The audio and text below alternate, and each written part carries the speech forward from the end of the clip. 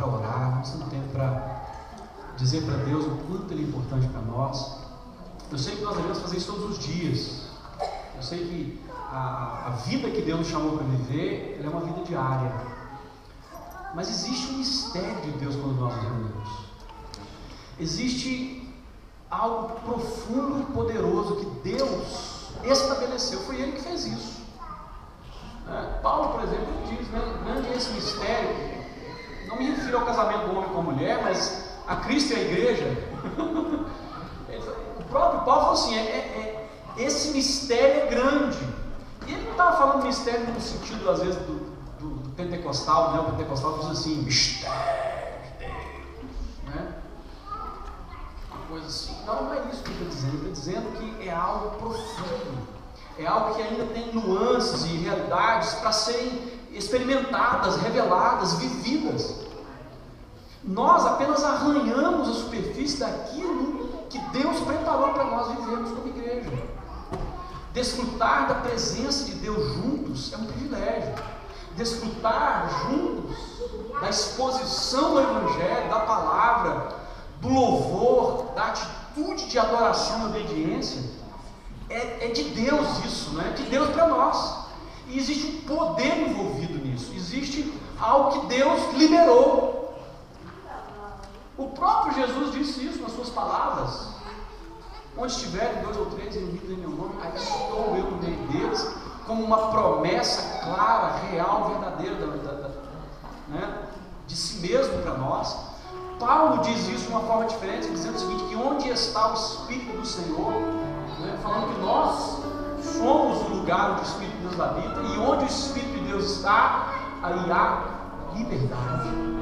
Que essa liberdade seja real para as nossas vidas, na minha vida, na sua vida, porque é uma liberdade que não depende das nossas circunstâncias, ela não depende das nossas emoções. Por exemplo, essa semana eu tive uma semana difícil. Cheguei segunda-feira, depois de mais de 30 horas de viagem, direto do trabalho. Lugar onde o volume de trabalho é muito maior do que aquele que eu estava acostumado, com um trabalho que ainda é novo para mim. Foi muito difícil. Teve muitos momentos em que eu parei e falei assim, Deus, me dá uma graça agora, eu dependo dela, porque senão o negócio está feio do meu lado. E é tão maravilhoso isso, queridos, quando nós entendemos que essa paz, essa liberdade, ela não depende daquilo que está à nossa volta, mas da realidade de quem Cristo é e de quem Ele é em nós, da nossa posição. Então a gente vence um dia após o outro, uma dificuldade após a outra, e a gente vai sendo renovado, restaurado, tocado, mudado, transformado. Deus vai realizando sua obra em nós. Isso é ser igreja. Isso é ser filho de Deus. E é para isso que Ele nos chamou. Então eu quero orar com você, para nós dizermos isso para Deus. Para você dizer no seu coração, por que você está aqui hoje? O que você espera de Deus hoje? O que você acha que Deus espera de você? Amém? Fala com Deus agora. Do seu jeito. Deus não busca palavras bonitas, Ele busca sinceridade de coração.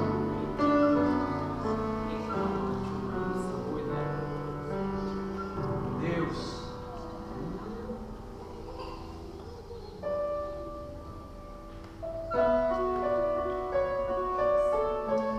aleluia.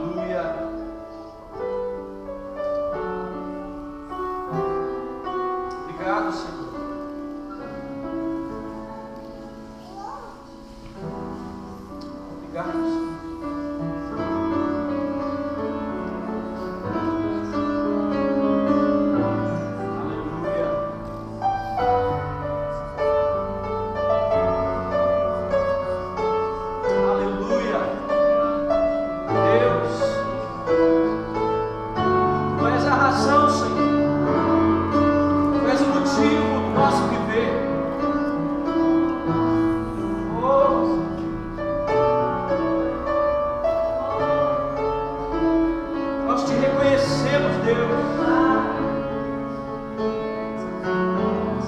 toda honra, toda glória, todo louvor são a Ti, Senhor, pois Tu és único, digno. Toda honra, toda glória, aleluia. Reconhecemos o Teu Espírito agindo nas nossas vidas, reconhecemos o Teu poder nos restaurando agora mesmo, Senhor.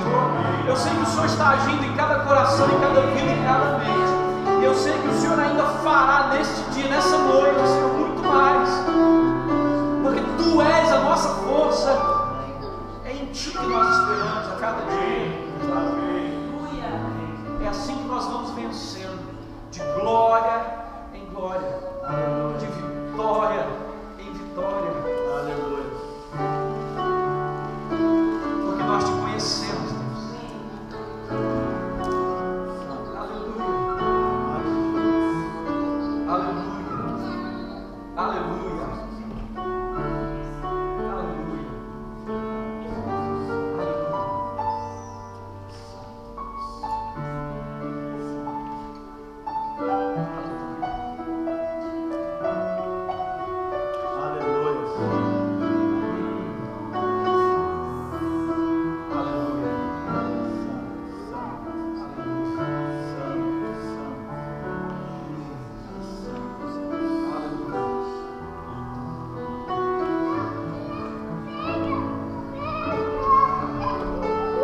Obrigado, Senhor. Obrigado, Senhor, pelo sangue derramado. Obrigado, Senhor, pela cruz de Cristo. Obrigado, Senhor, pelo Teu eterno amor que nos atraiu, que nos aproximou de Ti. Aleluia.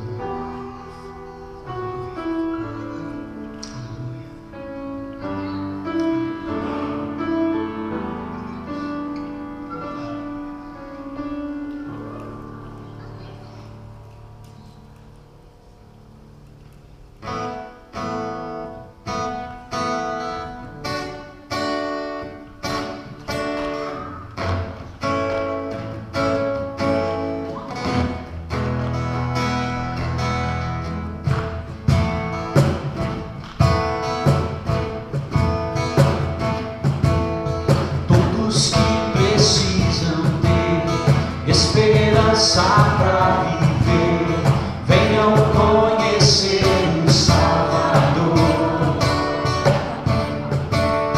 Todos que querem encontrar palavras de vida eterna, venham conhecer o Salvador. Deus está perto de nós, chove o céu. Seu amor,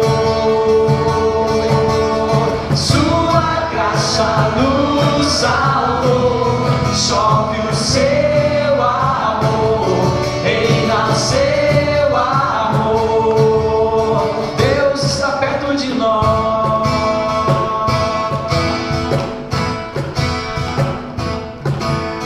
Todos que são de Jesus, mortos para o mundo, vivos para a luz, venham adorar o Salvador. Todos que sabem perseverar, na fé tudo vencerá, venham adorar o Salvador. Deus está perto de nós, chove o Seu amor, reina o Seu amor. Sua graça nos salvou, chove o Seu amor, reina o Seu amor.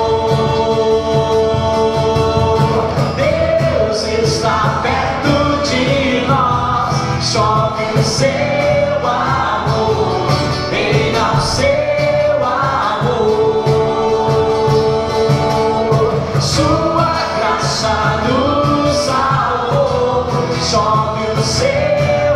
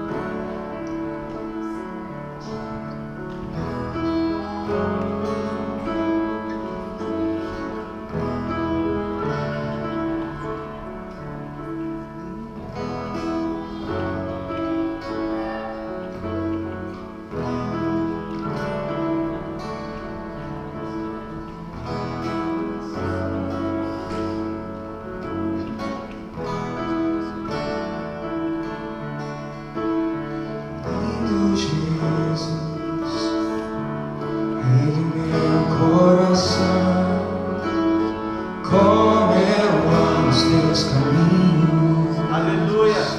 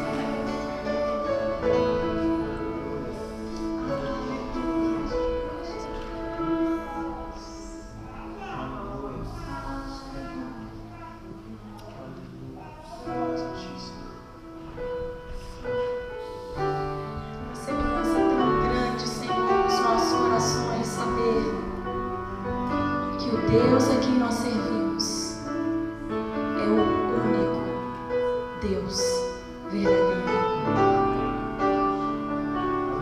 Nós te adoramos. Grande eu sou. Nós te bendizemos, Pai da eternidade. Nós te adoramos, Príncipe da paz, Cordeiro de Deus. Nós declaramos a tua grandeza e exaltamos a tua nobreza. Aleluia!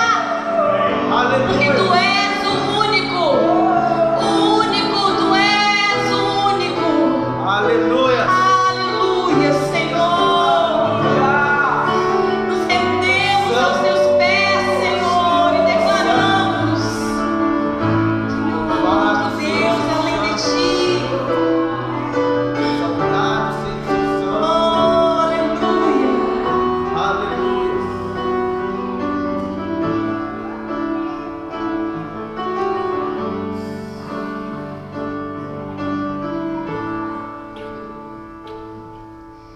Tens um nome sobre todo nome,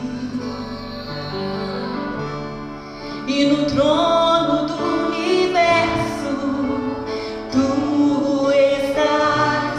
Teu domínio é para sempre. Aleluia!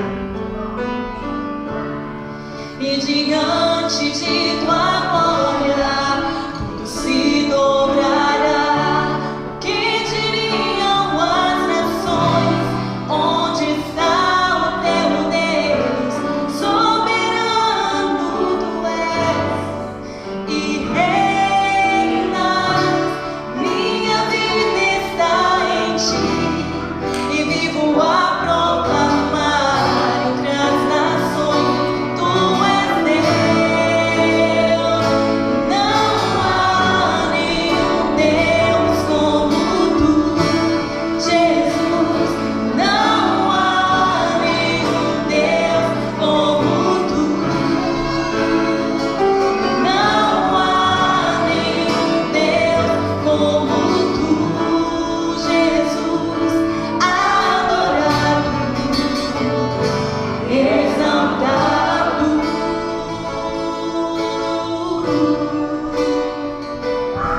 Aleluia, Senhor. Essa é a nossa declaração de amor a ti.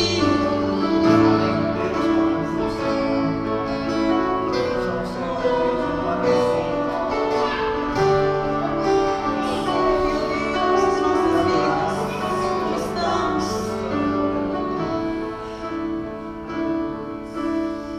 Seu nome sobre todo nome,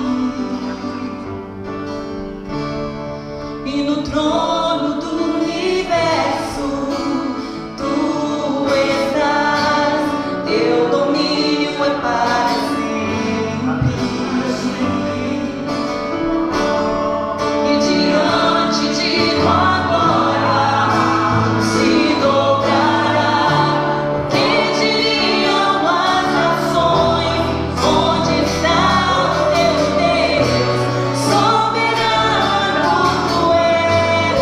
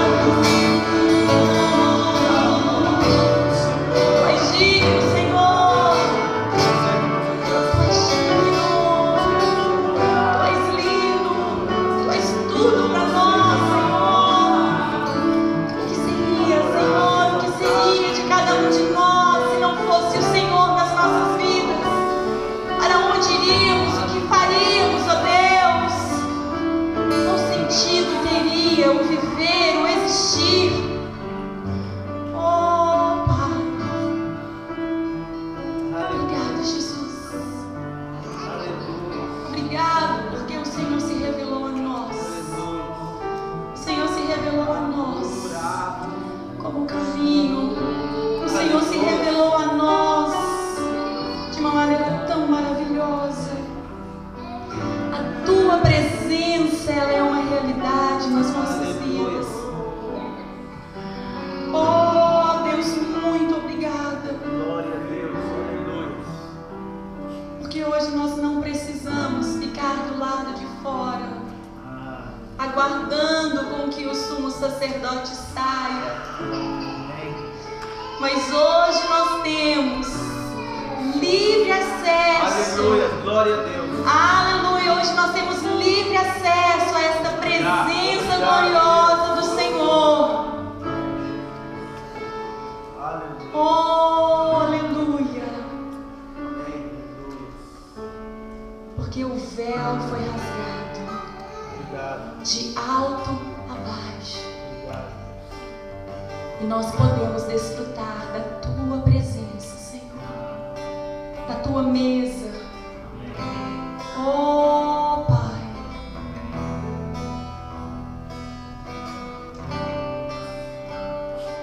que sejamos ousados para entrar no Santo dos Santos, que tenhamos ousadia para pisar no Santo dos Santos e ali desfrutar da glória da Tua presença, sermos transformados por Ti, a Tua própria imagem. Oh, Senhor, em nome de Jesus, em nome de Jesus, eu quero estar neste lugar onde o pecado é perdoado e as culpas são levadas.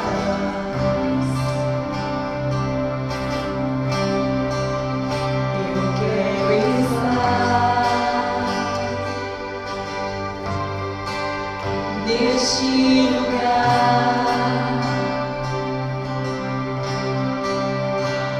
onde o amor não se esfrie, o fogo não se apague.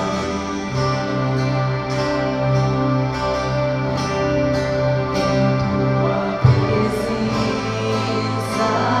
Senhor Jesus. Em Tua presença, Senhor Jesus.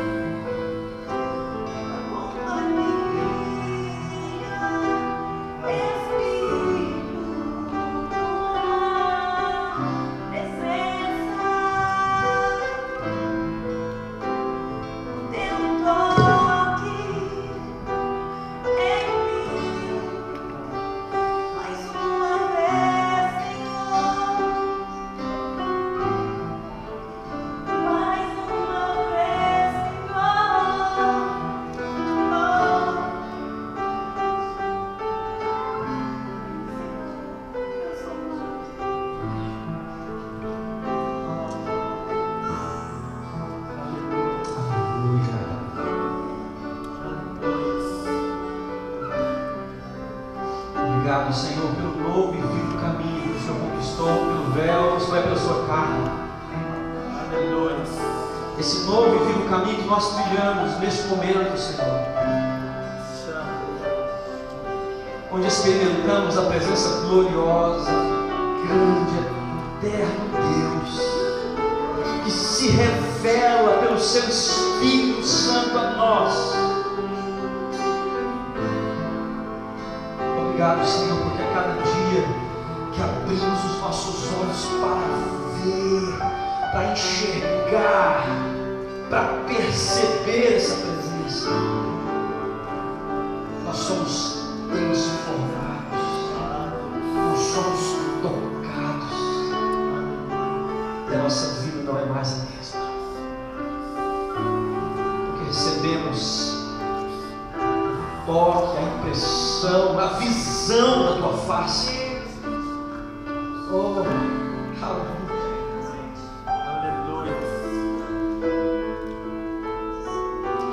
aleluia, aleluia. Leva-nos, Senhor, mais fundo, leva-nos, Senhor, mais alto, aleluia. Leva-nos, Senhor, além do que aquilo que a religião nos ensinou. Leva-nos pelo teu Espírito, Senhor, acima das circunstâncias, acima dos sentimentos, nas asas do teu Espírito, a esse lugar que não é geográfico, não é físico,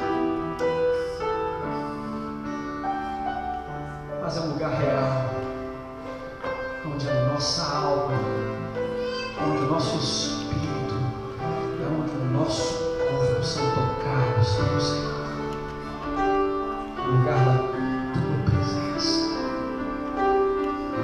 Leva-nos, Senhor, a cada dia das nossas vidas. Leva-nos, Senhor, a cada instante do nosso dia a experimentar essa doce presença, mas dessa poderosa presença, essa presença santa, mas também dessa presença gloriosa do Senhor nas nossas vidas.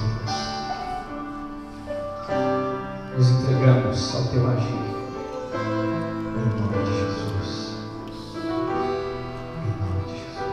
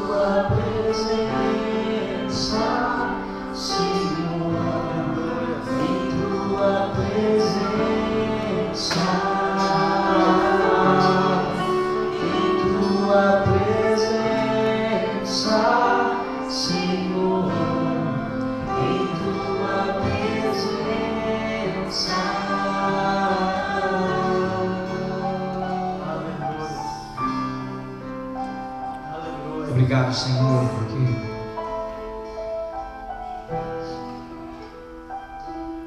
Tua presença é real. Mais do que os nossos olhos podem ver, mais do que os nossos sentimentos podem perceber. A Tua presença é fruto da Tua promessa. E nós te agradecemos por essa verdade tão linda e tão maravilhosa em Cristo Jesus. Amém, Senhor.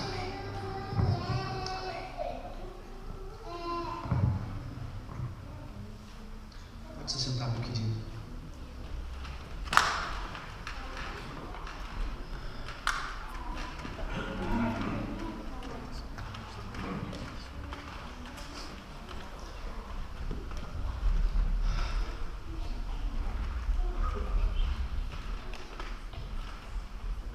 Nós temos,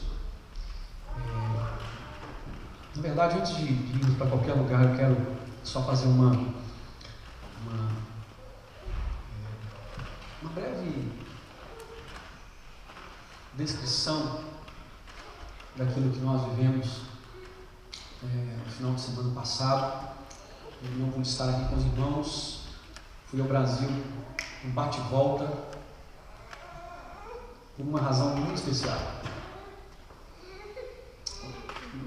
O discípulo nosso, Lucas Antônio, estava sendo ordenado pastor, e ele, de uma forma muito de Deus, né, por nos estimar tanto, falou: olha, eu quero você nesse encontro, nesse tempo, eu quero você ministrando, pregando. E eu falei: olha, então eu consegui uma folga e fomos nós, né, para lá. Foi um tempo maravilhoso. Ele mudou o horário, era para ser no sábado à noite, foi no sábado de manhã. Foi a primeira vez que eu vi uma ordenação no sábado de manhã. Geralmente ou é no domingo à noite ou é sábado à noite, mas ele abriu mão desse, entre aspas, glamour, né, ou desse privilégio, porque mais pessoas podem vir, mais pessoas podem atender, e ele fez isso por causa do meu horário. Eu tinha que estar aqui na segunda-feira de manhã, não tinha jeito, e eu louvo a Deus pela vida deles, sua família. Em breve vocês vão conhecê-los, né? E foi uma experiência gloriosa naquele tempo ali, onde juntos nós pudemos estender mãos, vários pastores presentes, estender as mãos sobre a vida dele e confirmar o dom de Deus sobre a vida dele. Porque, como eu disse para ele mesmo, né, alguém é ordenado pastor não para ter a credencial ou a autonomia ou a permissão de ser pastor, mas a ordenação de pastor é para reconhecer o dom que já existe na pessoa, que a igreja vê, que reconhece e que é abençoada por isso. E esse foi o caso, e graças a Deus foi um tempo maravilhoso. Nosso culto começou às 9h10 e terminou, era quase 1h da tarde. né? Foi um tempo muito intenso, muito profundo, muito glorioso de Deus, né? Isso me deu muito gás também para poder fazer a viagem de volta. Eu saí de lá no sábado, 4 horas da tarde eu estava saindo, né? Graças a Deus prepararam um churrasco, né? Fui abastecido com um churrasco, me senti mais ou menos como Elias, né? Comendo aquela comida celestial e podendo fazer uma jornada de 40 dias, né? Eu precisava de muito gás, né? E saindo lá 4 horas, cheguei em Heathrow às 6h30 da segunda-feira de manhã, né? Fiz escala em Nova York, tive um privilégio também maravilhoso. Cheguei lá de manhã, saí logo, fui conhecer a Tabernáculo do Brooklyn, que é uma igreja do pastor Tim Simbala, né? Uma igreja de 16 mil membros ali em Nova York. Que louvor poderoso, que tempo de Deus ali naquele lugar. Foi muito bom, graças a Deus.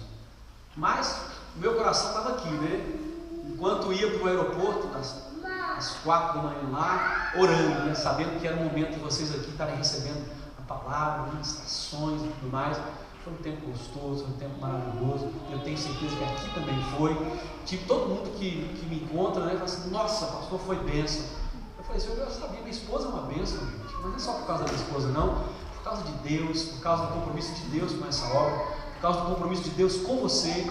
A palavra de Deus diz lá no Salmo 51: a um coração humilde e contrito, tu jamais desprezarás a Deus. Então, quando Deus vê um coração quebrantado na sua presença, não é irresistível para Deus. Eu vou dizer de novo: um coração humilde e quebrantado é irresistível para Deus. Sabe aquela pessoa que não consegue resistir um chocolate? Já fui assim, não é? Mas é mais ou menos isso, né? Sabe aquela pessoa que passa e, né, não consegue, pega e saboreia, né? Deus, quando vê um coração quebrantado, é assim também. Ele não resiste, ele se aproxima, ele age, ele toca, ele transforma, ele muda, ele se faz presente, ele chega e tudo muda e tudo acontece. É maravilhoso isso. Então, não é? É por causa do seu coração que Deus realiza as coisas. Por causa do compromisso que Ele tem com pessoas que desejam viver esse cristianismo. O Wesley, você pode abaixar um pouquinho para mim, querido? Eu estou sentindo um pouco de incômodo aqui. E assim? Por favor. Obrigado. Eu esqueci de ligar o outro negocinho aqui. Então espera aí, senão você me baixa depois.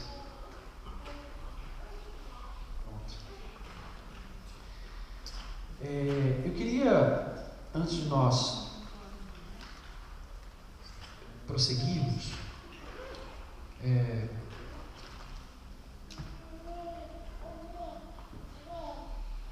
dizer para vocês que nós estamos muito felizes, mas ao mesmo tempo muito movidos por Deus, por aquilo que Ele tem colocado nos nossos corações para a nossa igreja.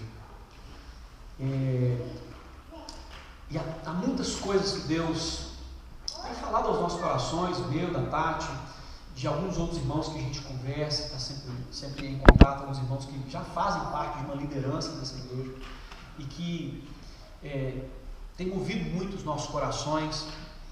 Mas hoje, quando eu orava, eu preciso falar isso antes das crianças irem para suas classes.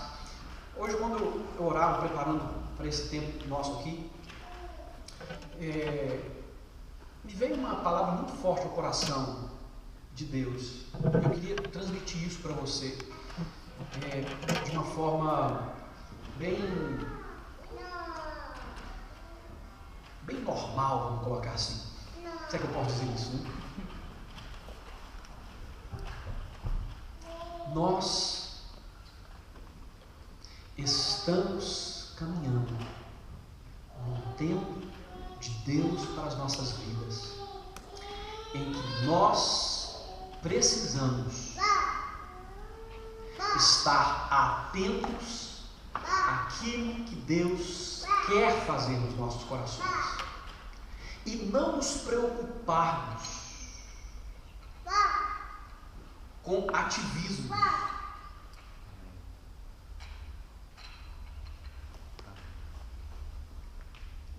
nos preocuparmos com ativismo. Deus quer imprimir em cada coração a identidade que Ele tem para a nossa igreja. E isso não é feito tendo uma boa estratégia. Isso está relacionado com a visão de Deus para nós. Visão é diferente de metodologia. Visão é a clareza de onde Deus quer que nós cheguemos, do que Ele quer que nós sejamos. Metodologia é a maneira com que nós vamos nos organizar, a maneira com que nós vamos caminhar a fim de chegar nessa visão, a fim de conquistar o último passo, o último momento daquilo que Deus preparou para nós. Há muitas igrejas que caem na armadilha do ativismo religioso, criando coisas para as pessoas se envolverem com elas, para as pessoas fazerem. Eu quero dizer para você, em nome de Jesus, que não será assim conosco. Não estou dizendo que as coisas não vão acontecer, que não vai haver,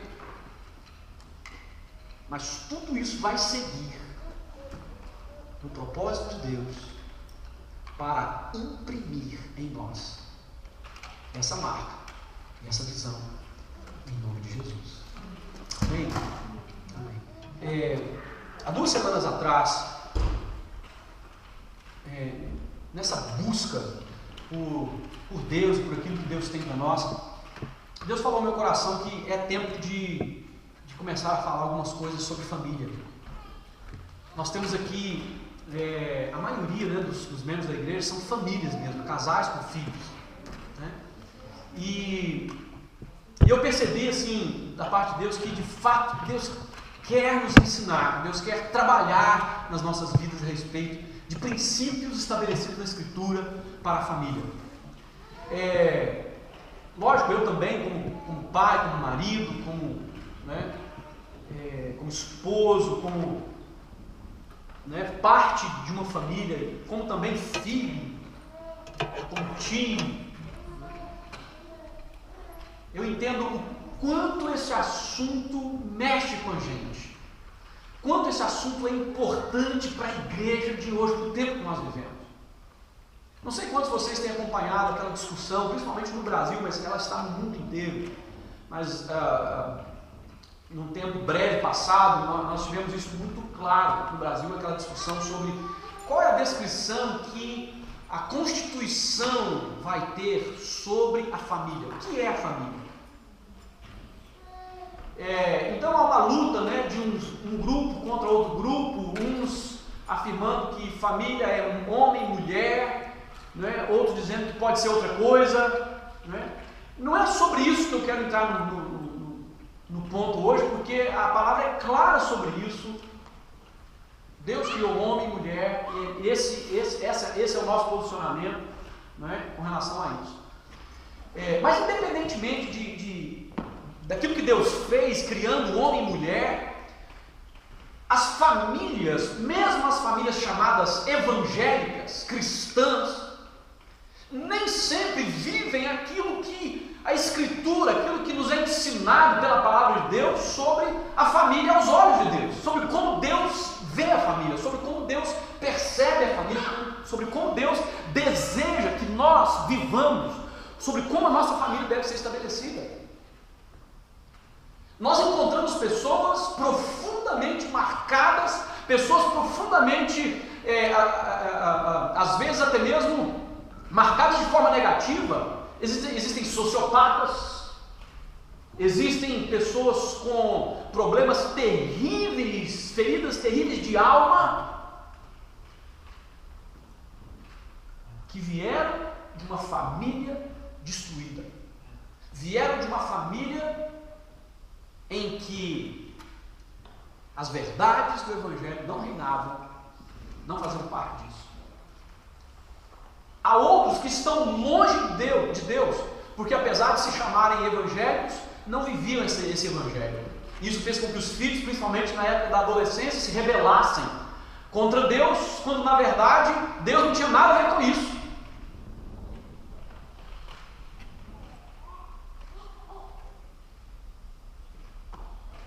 A família com certeza é alvo dos ataques de Satanás. A família com certeza é alvo dos ataques do homem.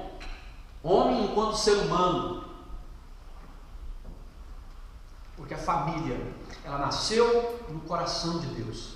Ela nasceu na visão de Deus para o homem. Ela nasceu no plano de Deus para a humanidade. A Bíblia, ela nos fala sobre a relação, até mesmo nossa com Deus, em termos familiares. Deus é nosso Pai. Jesus é nosso irmão.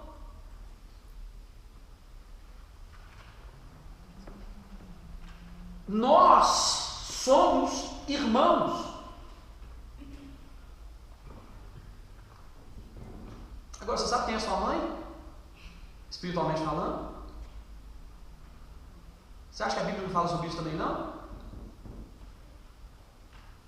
O apóstolo Paulo, falando sobre as duas alianças, ele fala que Agar gera filhos para a escravidão e Sara gera filhos para a liberdade.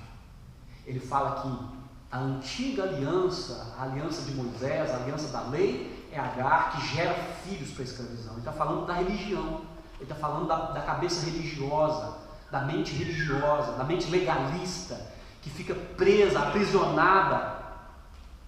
Mas ele também fala sobre a nova aliança e sobre aqueles que são parte dessa aliança e que são filhos de Deus, que vivem a liberdade que Deus conquistou. Então, sua mãe é a nova aliança. É isso que Paulo diz. Os termos familiares, a valorização da família, estão presentes em toda a Bíblia, de Gênesis a Apocalipse. A própria igreja, ela é chamada de noiva, esposa do Cordeiro. A relação de Cristo da igreja, ela traz esse tom familiar para as coisas. Isso, queridos, demonstra o caráter de Deus, isso demonstra a visão de Deus e aquilo que Ele preparou para nós. Uma vida familiar jamais deve ser parecida com o inferno, apesar de ter alguns que vivem nessa condição, em que a vida familiar é um inferno. Inclusive as pessoas verbalizam isso, o que não faz nada melhorar, é claro.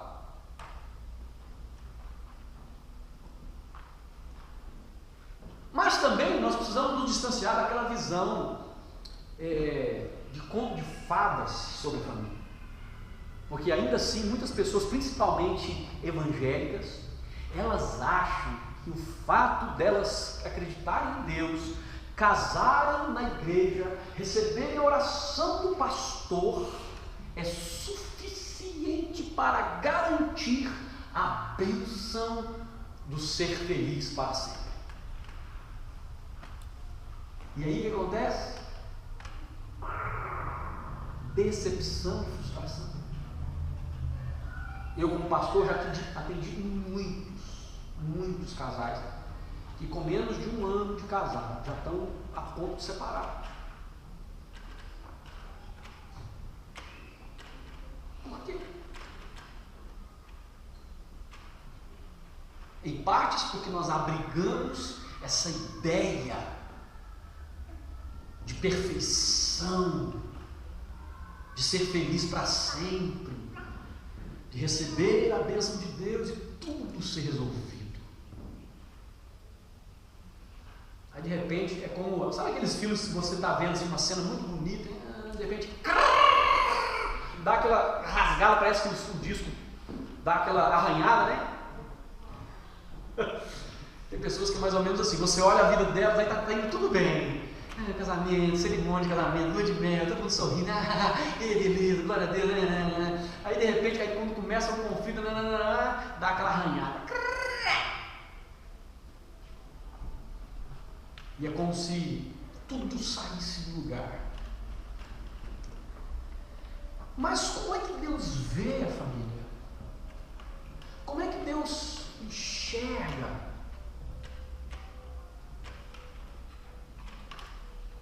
Já que Ele valoriza tanto. E qual que é o nosso posicionamento diante disso? Então eu quero passar com vocês, hoje pelo menos, em 3 ou 4 princípios que nós enxergamos na Escritura sobre a família. O que Deus quer encontrar na sua família? E o que você pode encontrar na sua família? O que você deve encontrar na sua família? O que você é responsável por construir e gerar na sua família? Em primeiro lugar, Deus quer que a família seja um lugar para você ser completo. E quando eu falo de completude, eu estou falando de felicidade. Porque Deus não criou o casamento para fazer você feliz.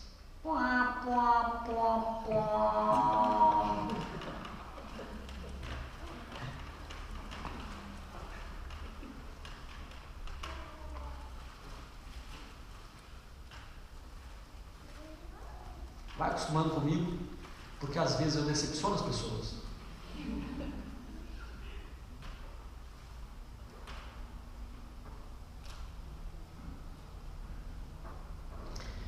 Um lugar para ser completo. Lá em Gênesis, no capítulo 2, se você puder abrir comigo a sua Bíblia. Gênesis, no capítulo 2.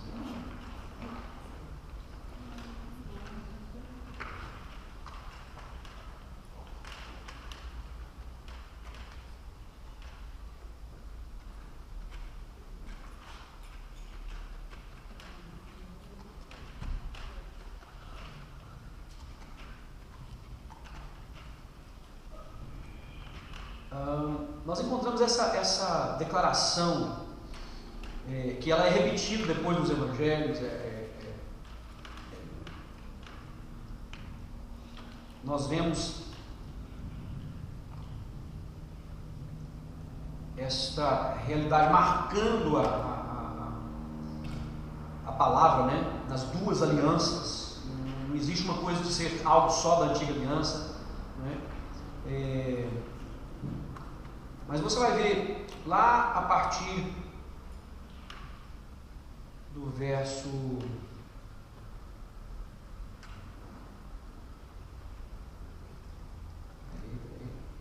verso 18, diz assim: então o Senhor Deus declarou: não é bom que o homem esteja só. Não é bom que o homem esteja só. Farei para ele alguém que o auxilie e lhe corresponda. Alguém que o auxilie e lhe corresponda. É interessante você notar o seguinte: se você for ler Gênesis e ver Deus na criação, ele vai, Gênesis vai descrevendo assim: e criou Deus isso, e viu Deus que era bom. E viu Deus que era bom. E viu Deus que era bom. Tudo que ele criou vem acompanhado dessa frase: e viu Deus que era bom. E aí de repente, quando ele chega no homem e enxerga o homem sozinho, ele diz: não é bom que o homem esteja só. Eu farei para ele uma ajudadora, alguém que o ajude e que lhe seja, ou que lhe corresponda.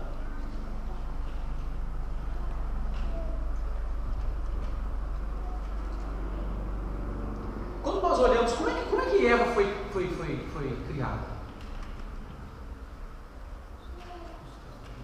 Hã?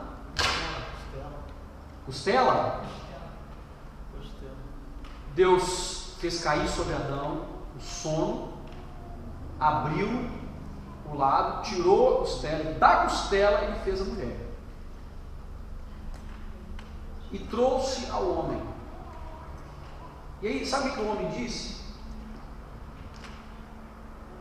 Disse então o homem, lá no verso 23 e verso 24: esta sim é osso dos meus ossos e carne da minha carne, ela será chamada mulher, porque do homem foi tirada. No hebraico, homem é ish, mulher é isha. A raiz é a mesma, ish. É como se fosse homem, oma. Estou brincando, né? Estou falando de raiz. Ish, isha. Do homem foi tirada. Ela veio do homem. É isso que significa aí. É o que significa, não é? Então, olha só, depois de dizer isso, porque do homem foi tirada, por essa razão, o homem deixará pai e mãe, se unirá à sua mulher, e eles se tornarão uma só carne. O que nós encontramos aqui então é o seguinte, que quando Deus abriu o homem, tirou dele a costela, ele ficou faltando. Ficou faltando algo no homem. O homem sem uma esposa falta algo que o completa, falta algo que o faz ser completo naquilo que Deus planejou para ele. Mas da mesma forma, a mulher que foi tirada do homem, ao ser tirada do homem, ela foi tirada de um todo. E ela também sente a falta desse todo. Ela também precisa ser preenchida por esse todo. Por isso, a Escritura diz, por causa disso, porque a mulher foi tirada do homem, porque eles foram separados, porque eles agora vivem essa condição de separação, deixará o homem seu pai e sua mãe, e unir-se-á a sua mulher, e então os dois serão uma só carne. Ou seja, aquilo que estava separado agora se uniu novamente. Aquilo que antes estava incompleto agora se torna completo novamente. Aquilo que antes era parcial agora é todo.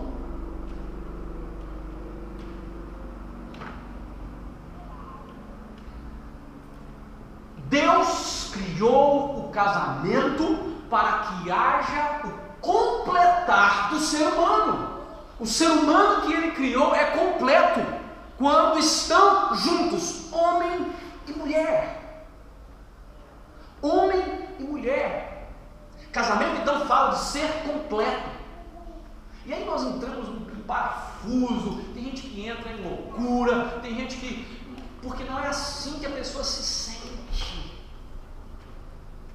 Pelo contrário, às vezes ela se sente ainda mais por causa do desgaste, por causa das coisas que acontecem, por causa da falta de entendimento, por causa da falta de trabalho no relacionamento.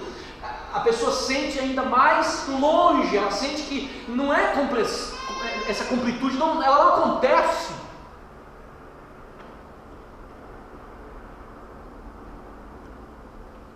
E eu falo a você que na maioria dos casos é mais responsabilidade do homem do que da mulher.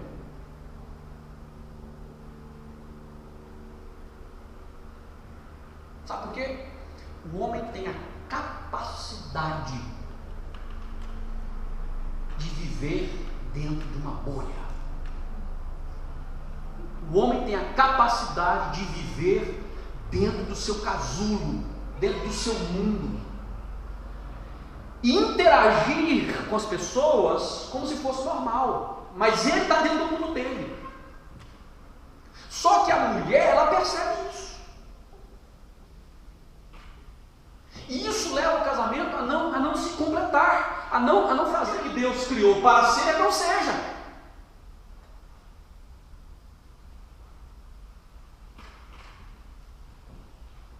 Ah, gente, segura na cadeira, tá? Porque a gente vai mexer nesse negócio de família.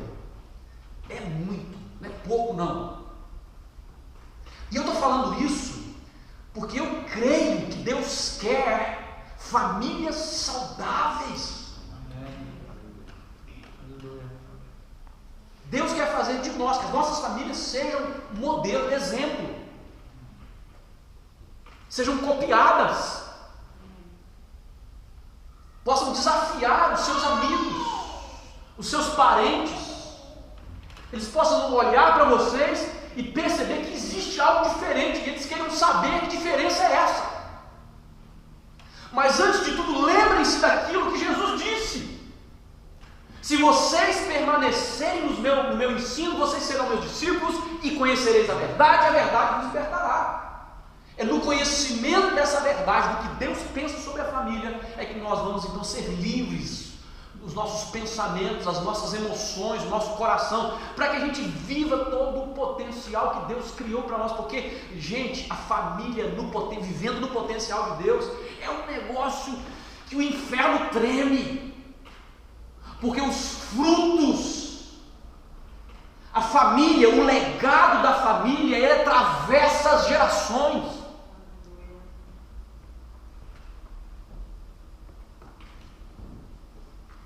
Deus criou a família para ser um lugar onde você é completo.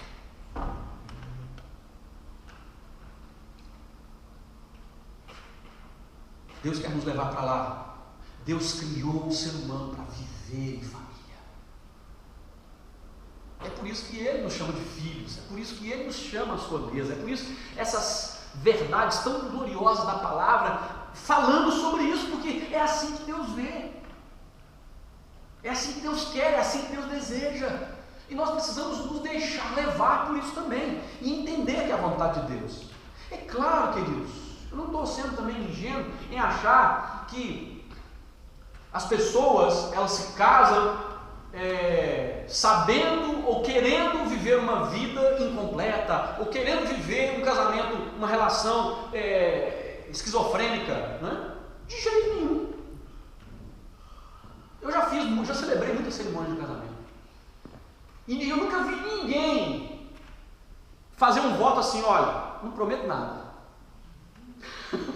Vocês já viram alguém falar assim: não sei, não tenho certeza de nada, não sei se vai dar não, né? Mas eu vou tentar. Não, a pessoa enche o peito porque ela quer, porque ela deseja, ela anseia, ela sonha. Eu quero ser feliz, eu quero viver um negócio diferente. Ela deseja, ela faz votos, ela compromete.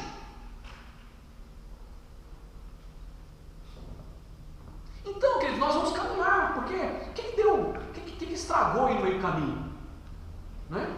Alguma coisa estragou aí no meio do caminho, né? E a gente precisa da graça de Deus para consertar, a gente precisa da graça de Deus para enxergar, para fazer a coisa. Eu não gosto muito dessa palavra, não, funcionar, porque eu não acho que é bem assim, não. Mas tudo bem, vamos usar hoje, né? Tem que funcionar, tem que dar certo. Não é mesmo? Tem que dar certo. É assim que a gente vai. Mas também Deus criou a família como um lugar para ser transformado. E essa talvez seja uma das realidades que nós mais negligenciamos. Deus criou a família para ser um lugar de transformação. Mas o que nós encontramos logo de início são as pessoas brigando, dizendo assim: eu nasci, síndrome da Gabriela, gente. Eu nasci assim, eu cresci assim, vou morrer assim, vou ser sempre assim.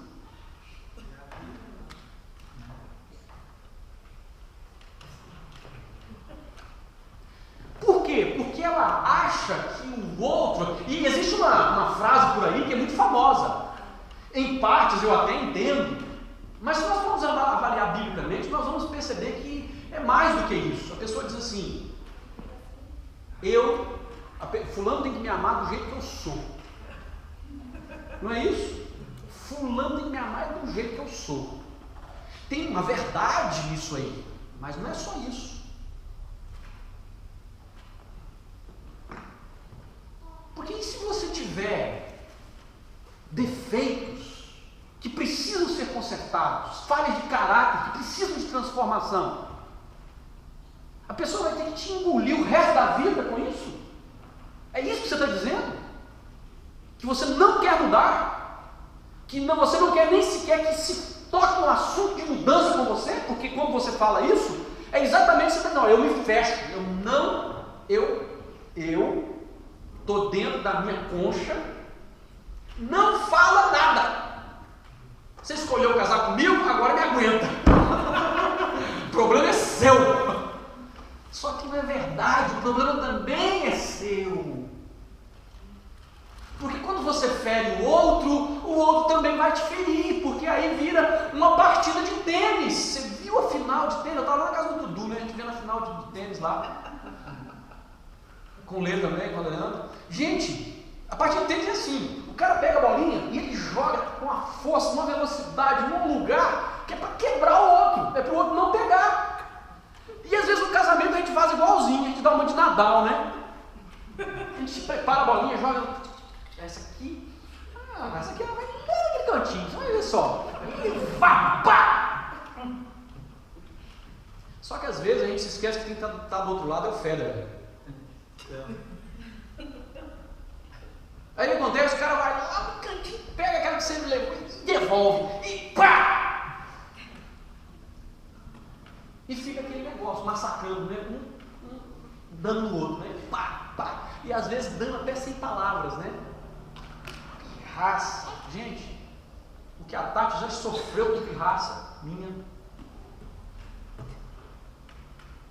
Pastor, gente, vai aguentando porque eu sou transparente, tá? Eu sou gente também. Não me belisca não, porque dói, tá? A gente pensa então que casamento é isso. Partir de Cristo. Mas na verdade, eu gosto das palavras de um pregador, que ele é polêmico, algumas pessoas gostam, outras não gostam. E ele fala o seguinte, Cláudio Duarte, ele fala o seguinte, que o casamento ele deve ser uma partida de frescobol. Qual que é a diferença do tênis para o frescobol?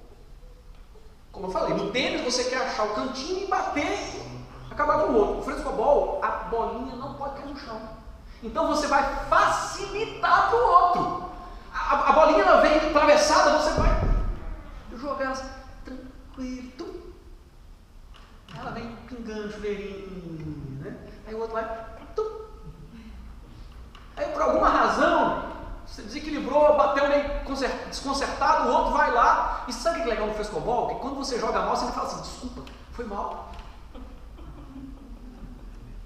Foi sem querer. Por quê? Porque o objetivo é não deixar a bolinha cair.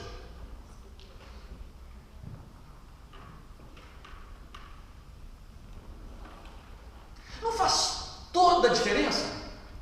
Não faz sentido uma coisa dessas? Claro que sim. Agora, se eu não entender que o casamento é um lugar, que a família é um lugar de transformação, eu nunca vou aceitar essa posição. Eu vou querer sempre continuar no meu jeitinho, fazendo as coisas do meu jeito. E só Deus sabe aonde que vai parar.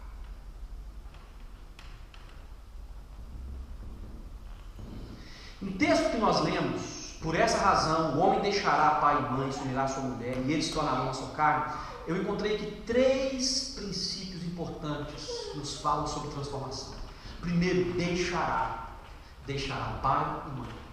Quando nós constituímos a nossa família, existem muitas coisas que nós precisamos deixar, que foram herança que nós recebemos.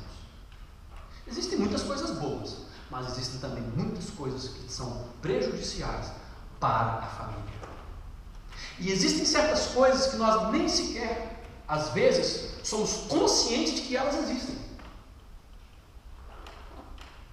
Mas que na convivência, 24 horas por dia, elas são afloradas, elas vêm, porque elas vêm daquilo que, elas tiram daquilo que tem dentro de você.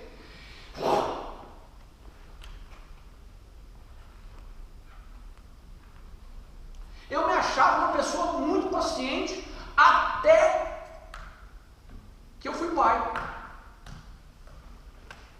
E certas coisas que minha filha fazia me tiravam do sério.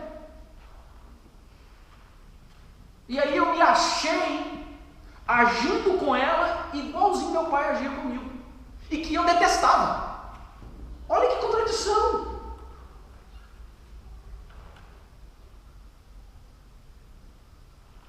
Não foi uma nem duas vezes, várias vezes. Deus falou comigo, disse assim: como é que é? É assim que vai ser? E várias vezes eu tive que sentar com minha filha, olhar dentro dos olhos dela, às vezes elas com 4 anos de idade, não entendendo muita coisa. Eu disse assim: filha, perdoa o papai?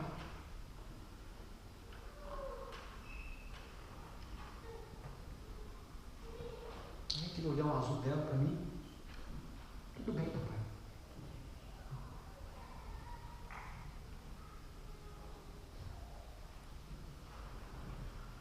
Porque simplesmente estava lá. Estava lá.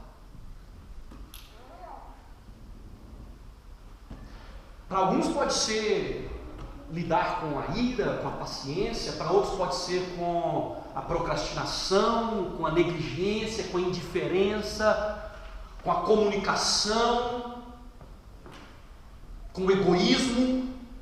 Porque tudo isso é aflorado dentro de casa, onde nós somos quem somos, onde não existe máscara, onde não existe cor diferente, onde não existe maquiagem, onde você é visto como você de fato é, por dentro e por fora.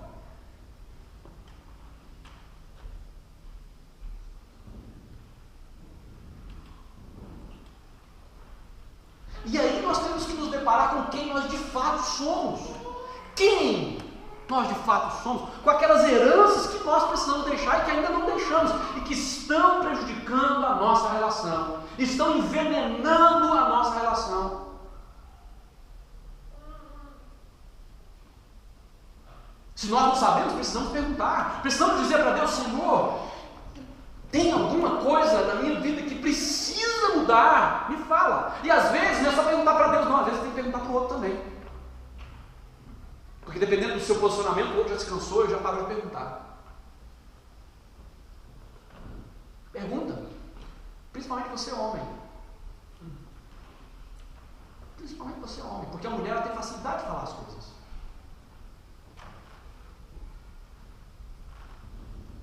Mas a gente tem dificuldade de ouvir. A nossa percepção das coisas ela é muito diferente. Você sabia que, estatisticamente falando, quando você pergunta para uma mulher qual é a nota que você dá para o seu casamento, a mulher diz assim: 2. Você pergunta para o marido dela, isso longe dela, você pergunta para o marido assim: qual é a nota que você dá para o seu casamento? O homem fala assim: vou dar 9 porque se eu der 10, né, você sabe como é que é.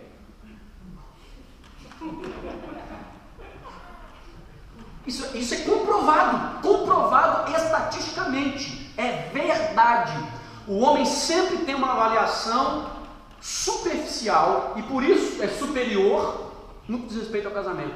As coisas que incomodam a mulher são muito mais graves e às vezes muito mais numerosas do que as que são para o homem. E é por isso que essa coisa da discussão da relação muitas vezes fica bloqueada, porque para ele está tudo bem. Para ele a mulher é só aborrecida, enjoada. Mas não é. É porque existe uma percepção diferente. Existe uma diferença real nas duas partes, que precisa ser entendida, que precisa ser respeitada. Se você de fato entende que precisa melhorar a sua relação, precisa começar com você. E a primeira coisa é deixar. É estar disposto a deixar as coisas que você carregou para dentro, os fardos. Mas a segunda coisa, ele fala de unir-se. Deixará seu pai e sua mãe e unir-se-á à sua mulher. É muito comum, às vezes, as pessoas se casarem, e porque, lógico, nunca foram casadas, ou às vezes vem também de uma família em que não existe uma vida comum,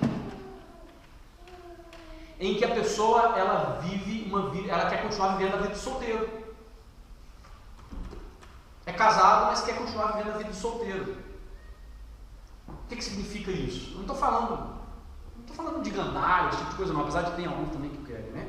Mas eu estou falando de egoísmo, estou falando de individualismo. Eu não estou falando de individualidade, estou falando de individualismo.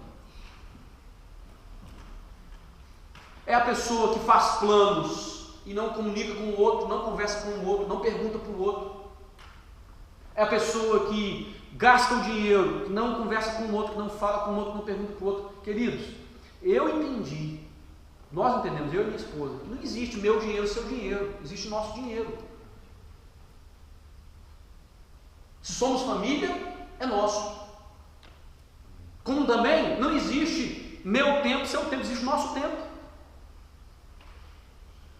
Que como indivíduo, na minha individualidade, eu preciso, lógico, ter um tempo que é meu, como indivíduo.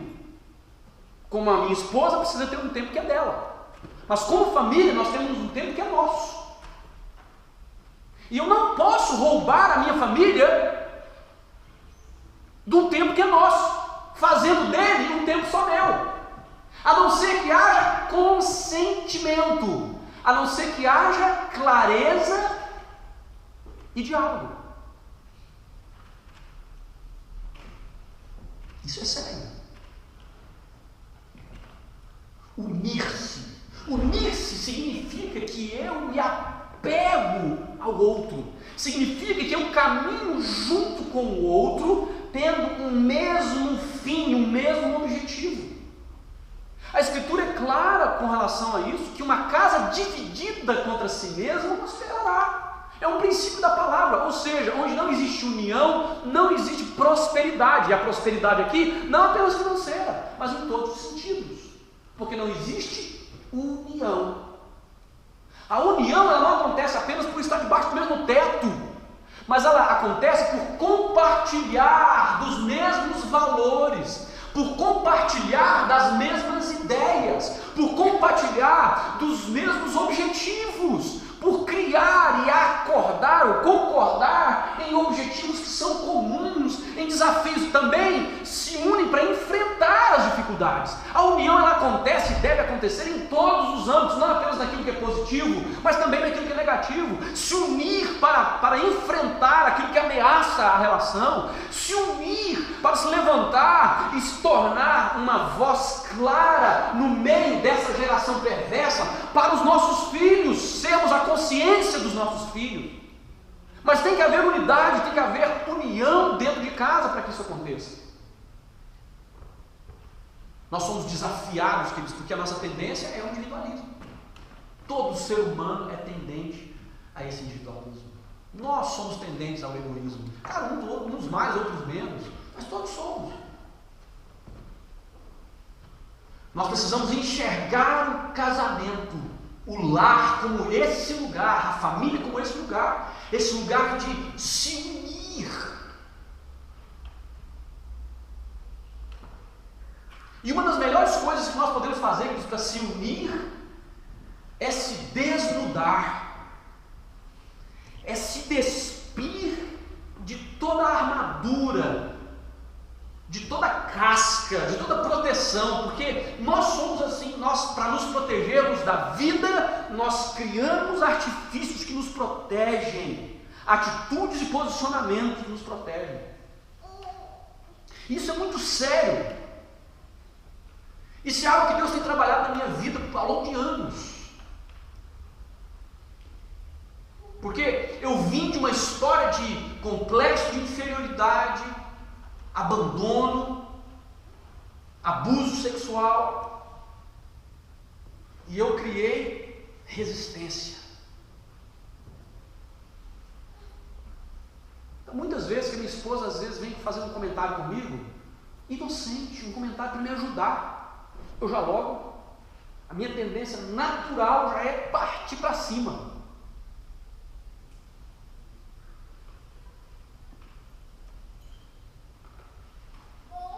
Mas se eu quero me unir a ela, eu preciso me despir disso. Isso precisa ser resolvido. Graças a Deus a gente está.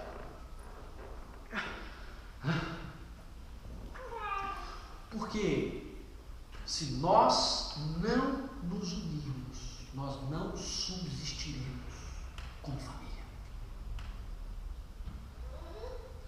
Mas em terceiro lugar, então ele deixará pai e mãe, unir-se-á à sua mulher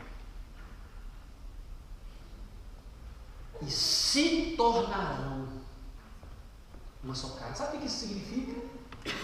Que aquilo que eu sou e aquilo que ela é, ao se unir, torna-se algo novo. Gente, isso é maravilhoso. E eu digo para vocês, se você pegar as minhas fotos,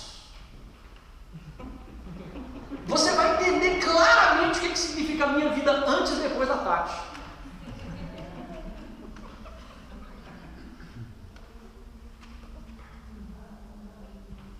Quem está rindo é porque ele conheceu antes, né?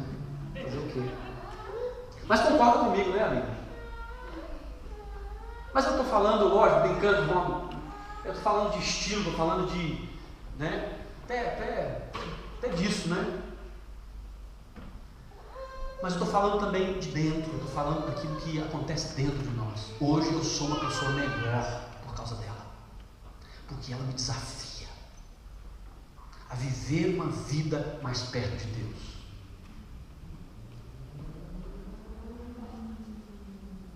Quando ela fala das coisas que incomodam o coração dela, ela me torna mais sensível a Deus.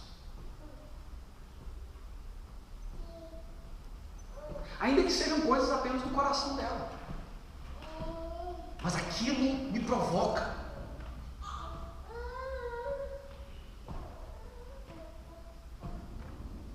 Porque quando nós trilhamos esse caminho, queridos, e de fato nos unimos à pessoa, e entendemos que é isso que Deus deseja, algo novo acontece. Agora é importante que, se nós entendemos isso, que se nós de fato abandonamos o que precisa ser abandonado, e nos unimos ao nosso cônjuge como devemos nos unir, e diante de Deus buscamos isso, o resultado é melhor.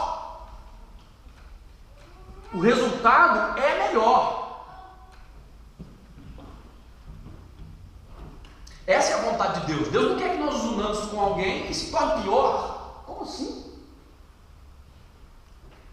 Não, a vontade de Deus é que seja o melhor. Se está acontecendo pior, é porque tem alguma coisa avacalhada no meio do caminho. Ou você ou seu cônjuge estão falhando nesse processo. Isso precisa ser consertado. Gente, a mensagem de hoje é para a gente começar a falar sobre família. Se Deus quiser, na semana que vem eu vou falar para os homens. Amém. Homem, jejua essa semana. Jejua. Ora. Pede a Deus para falar para você. Porque nós precisamos muito. Nós precisamos muito de ajuda. Da ajuda de Deus, da ajuda do Espírito Santo. Da ajuda da palavra de Deus. Vou dizer mais uma vez, homem, ora, jejua se você puder, para estar mais sensível a Deus, para estar mais sensível à voz de Deus. Deus criou a família para ser o lugar onde nós somos santos. E aí eu completo uma frase que eu disse. Eu disse que Deus não criou o casamento para nos fazer felizes. Deus criou o casamento para nos fazer santos.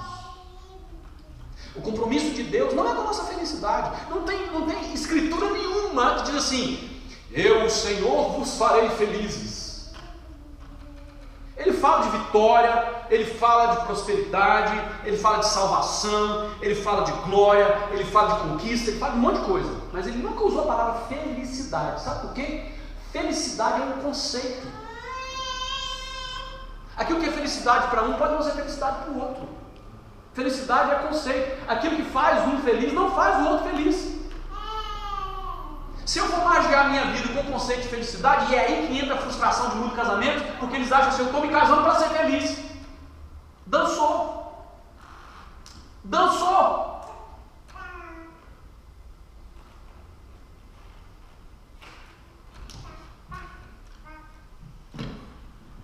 Mas o casamento foi estabelecido por Deus para nos fazer mais santos.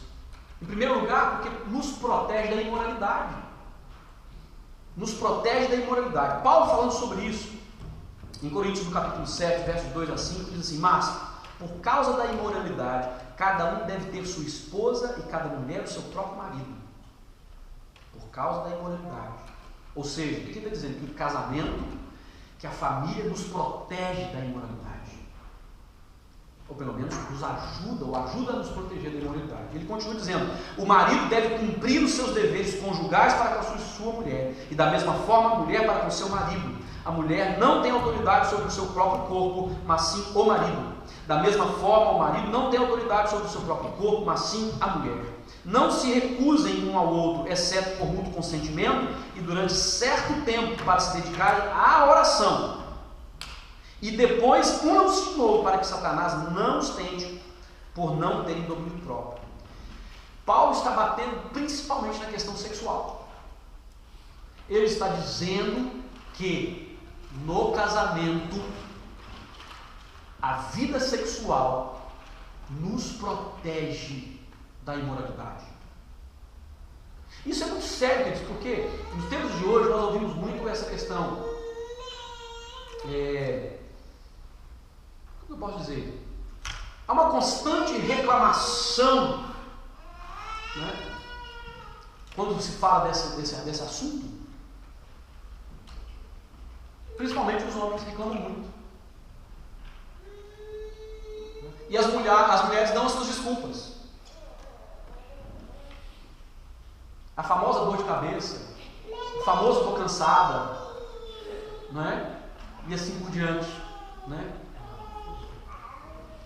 É real, isso acontece nas famílias. Eu não estou dizendo que o cansaço não aconteça, que a dor de cabeça também não. Mas nós precisamos olhar com um olhar bíblico sobre isso. Será que Deus está nos dizendo que nós somos forçados a ter relação sexual com uma pessoa, mesmo estando no estado de não querer?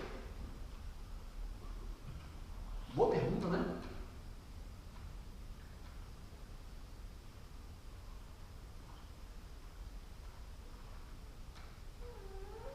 Existe um livro muito interessante chamado A Batalha de Todo Homem. É um bom livro. O autor do livro fala sobre essa questão da luta dele como homem, né, contra essa questão da imoralidade. E ele, fruto de pesquisas e tudo mais, ele descobriu o seguinte, que, não pesquisa dele, mas pesquisas científicas, né, a respeito disso, ele descobriu o seguinte, que um homem, depois de 3 dias sem relação sexual,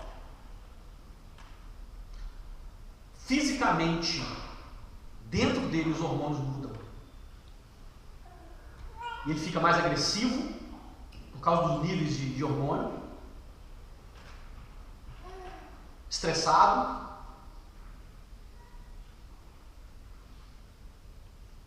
e assim por diante. Eu não estou falando isso aqui para os homens usarem isso com a mulher. Falar, o pastor falou, 3 dias, quero nem saber, minha filha.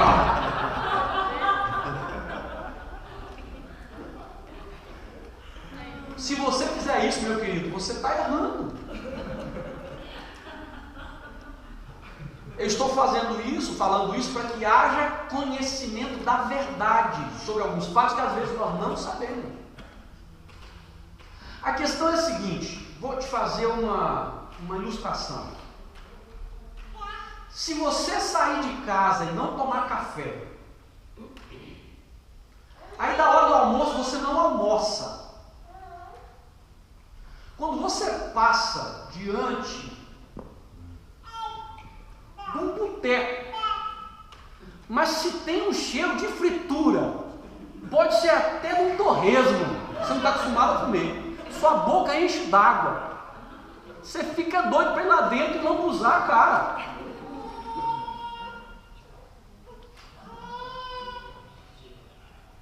Se uma pessoa é mal alimentada, ela vai ficar voraz com qualquer tipo de comida.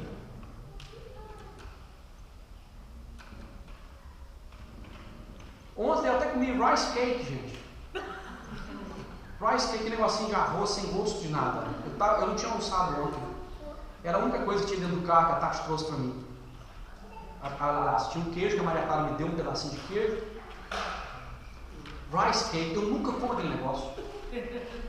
Mas eu estava varado de fome. E eu comi o rice cake com uma boca boa. Sabe o que significa isso, querido? Que se tanto o homem ou a mulher, eles passam falta disso na relação, ele vai ser exposto a todo tipo de moralidade. Eu estou falando isso como homem também.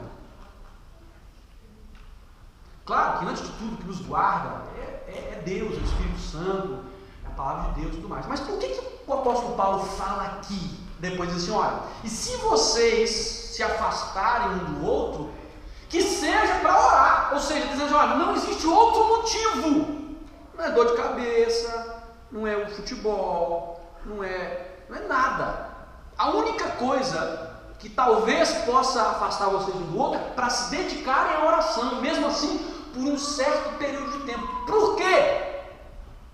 Porque ele diz assim, unam-se de novo para que Satanás não os tente por não ter domínio próprio.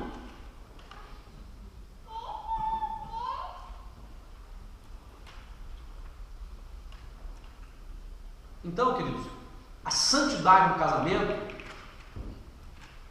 eu quis abordar esse ponto em primeiro lugar, mas ela não é só isso, né? A santidade no casamento também é criada por causa da autoridade da submissão. O casamento e a família é o lugar onde nós aprendemos a autoridade de submissão. As crianças aprendem a autoridade de submissão dentro da família. Eu aprendi obediência dentro da família. A respeitar a autoridade, a respeitar leis, a respeitar as coisas é dentro da família. Há muitos problemas que às vezes nós temos na igreja, problemas de relacionamento dentro de igreja, que não são problemas cristãos, da nossa batalha cristã, são problemas de educação, problemas de formação humana, gente que não foi formada adequadamente, e que isso se expõe então nos relacionamentos. E é na família que nós aprendemos a autoridade e submissão, de acordo com o que a palavra de Deus diz. E a palavra de Deus nos fala de forma clara. Eu vou entrar nesse mérito da questão em outra mensagem na frente, não hoje. Porque só nessa mensagem aqui nós temos muito o que dizer. Só nesse ponto aqui nós temos muito o que dizer. Porque essa questão de submissão é muito mal entendida pelas pessoas. É muito mal entendida pelos homens, pelas mulheres, de uma forma geral. O que eu quero dizer, queridos, de uma forma muito clara nessa noite, é que a família é de extrema importância no plano de Deus para você como indivíduo. A família existe também, não só por causa do todo, mas por você como indivíduo. Deus planejou, Deus preparou para que seja um lugar de transformação, de desafio, de mudança, de vivência, de santidade. Essa é a vontade de Deus, esse é o desejo de Deus para o seu coração, para a sua vida. Agora, não adianta nada nós passarmos aqui semanas falando sobre família, se você não quiser. Se você de fato não abrir o seu coração para aquilo que Deus preparou e planejou para você, se você não abraçar isso e disser, Fala, pastor, porque eu preciso, eu desejo, eu quero ser transformado, eu quero caminhar mais, eu preciso de mudança, eu preciso que a minha família seja melhor, eu preciso ser um melhor pai, eu preciso ser um melhor marido, eu preciso ser uma melhor esposa, eu preciso ser uma melhor mãe, eu não posso convencer você. Eu não posso transformar você. Deus pode, mas mesmo Deus só faz quando Ele encontra em nós resposta. Uma resposta de quebrantamento. Não é isso que diz a Escritura? Aquele que encobre as suas transgressões nunca prosperará, mas aquele que as confessa e deixa alcança misericórdia. Deus dá graça aos humildes, mas aos soberbos Deus resiste. É você quem decide o que você vai ser. É você que decide o que você quer de Deus. É uma questão de posicionamento do seu coração. É uma questão de atitude sua diante de Deus, diante da verdade. Você pode fingir que não é com você. Você pode entrar dentro da concha, da bolha, seja lá o que você quiser. Porque é uma decisão sua. Mas sofra as consequências da sua negligência. Sofra as consequências do seu posicionamento. Porque eles virão. As consequências virão. Os resultados virão. E eu quero ver se você vai ter coragem de colher todos eles.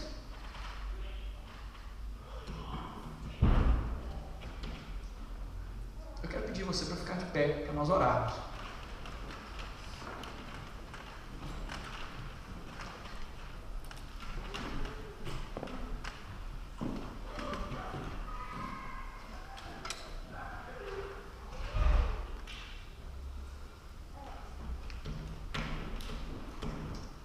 Fecha os olhos.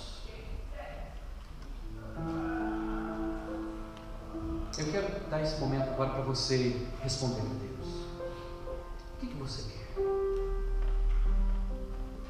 Qual o tipo de família que você quer?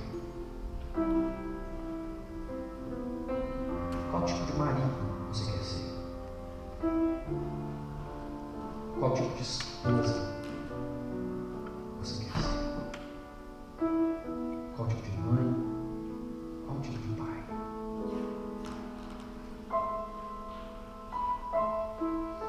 Fala isso para Deus agora.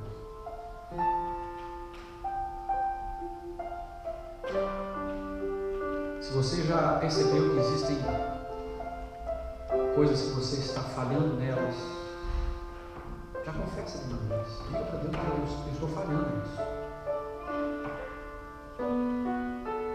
Estou falhando. Me ajuda.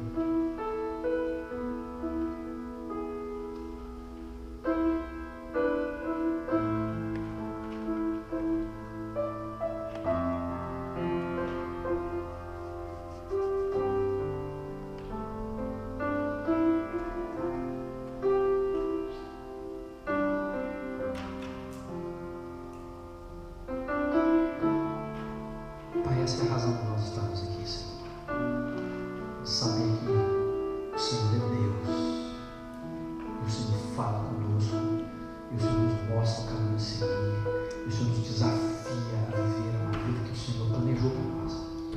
Eu oro, Senhor, para que cada um aqui, nessa noite, tenha recebido, tenha aberto o coração para aquilo que o Senhor tem para dizer para nós.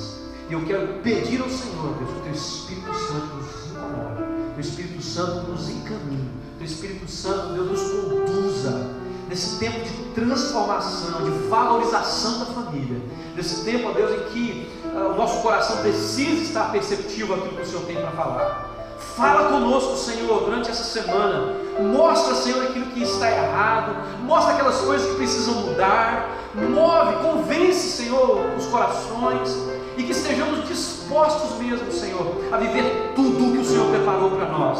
Que seja poderoso do Senhor para nós, que seja forte mesmo nos nossos corações, que transforme transforme, Senhor, as nossas vidas, Senhor, porque o Senhor criou a família, o Senhor nos deu o privilégio de viver em família, o Senhor, Deus, nos uniu às pessoas. Obrigado, Deus. Mas faz-nos também aproveitar isso, faz-nos também desfrutar dessas verdades, faz-nos construir, ó Deus, e olhar para frente e ver o futuro glorioso que o Senhor tem para nós.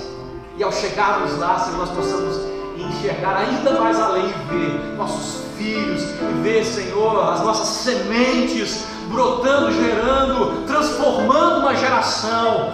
Pai, em nome de Jesus, porque sabemos que tudo começa na família, tudo isso começa, Senhor, é nesse lugar que o Senhor planejou para edificar pessoas, para construir caráter. Em nome de Jesus, Pai, em nome de Jesus, eis-nos aqui, Senhor, e como pastor aqui nessa igreja, eu digo, a nossa igreja, Senhor, é essa família para o Senhor. Que o Senhor venha sobre nós nos conduzir, em nome de Jesus.